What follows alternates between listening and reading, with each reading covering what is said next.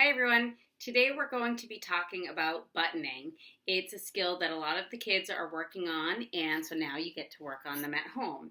At school, I use a buttoning board with the kids because they're nice and big, and the buttons are big. They can practice with these big 1-inch buttons and get a lot of that practice in. Obviously, unbuttoning is easier than buttoning, but it's a tricky skill. It requires bilateral hand coordination. It requires some visual motor coordination. There's a lot of just feeling and sensory integration that has to happen. So there's a lot of skills needed to button. So here's some good activities that you can do to practice buttoning and preparing to button at home. So one simple thing to do is just tearing some paper. So take any scrap paper you have, and you're going to practice tearing. So you want to do thumbs on the top and then rip, okay? Thumbs on the top, rip. Thumbs on the top, rip. It's always good to be saying thumbs on top because when we do scissors, we're going to do thumbs on top. So you just want those thumbs on the top and ripping, okay? What you don't want to see is just pulling apart like this. So we want to see a controlled rip. And that's really getting used to working your two hands together. Once you have all these little pieces, you could always do a gluing activity with them. So save them. You can always do a little art activity. So that's one thing you can do to warm up your hands for buttoning. You're using your hands together and moving together. Another activity that I know I've showed most of you before is using a coin bank, okay? So I just used, this was an old canister of baby food that I covered in tape, but you don't have to be fancy. You can take a thing of Quaker Oats, just put a little slit on the top, and you have a coin bank, all right? And you're gonna use your coins, have the coins on the table because it just makes it a little harder to pick up.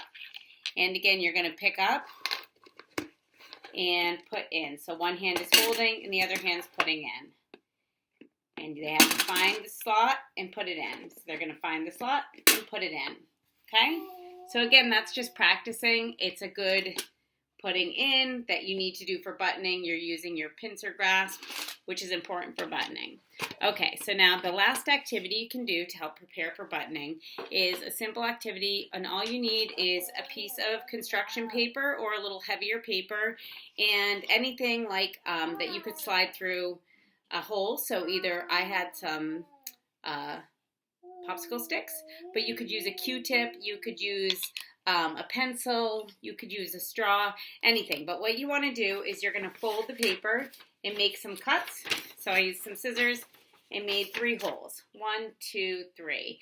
Then I used just a little marker to go around the hole to help with that visual model so they can see that the hole is there. All right? And then what you want to do is you're going to put our stick or our Q-tip or whatever you have through the hole.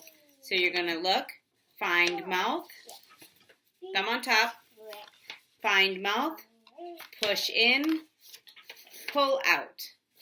Okay? Find mouth, push in, pull out. Now, ideally, you want your kid to be doing it on their own. So they're holding the paper like this, finding the mouth, pushing in, pulling out. It may actually be easier to cut down this paper a little bit so it's not as big so that they can hold it better. But again, you just want to find the mouth, push in, pull out, okay? And we keep practicing that,